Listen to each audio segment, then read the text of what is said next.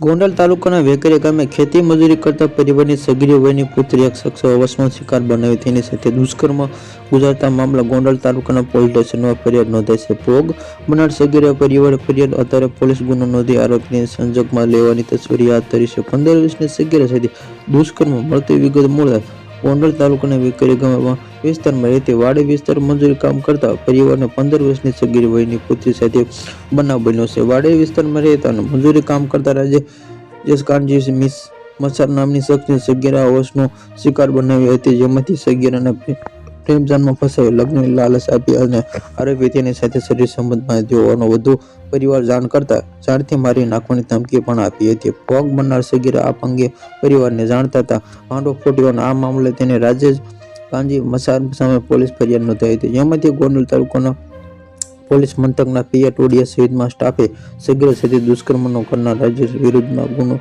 નોંધાયો છે. તાજેતર સગીરનો medical checkup કરવામાં આવ્યો છે અને તાજેતર હાથ ધરી છે. મેડિકલમાં પગલે ગોંડલ તાલુકાના પોલીસમાં મથકની આ અલગ અલગ ટીમ દ્વારા દુષ્કર્મ ગુજારનાર રાજેશ મસાર સંઘર્ષણ લેવામાં તસવીર હાથ ધરી છે, તેમજ ભોગ બનનાર સગીરાનું કાઉન્સેલ પણ કરવામાં આવ્યું હતું.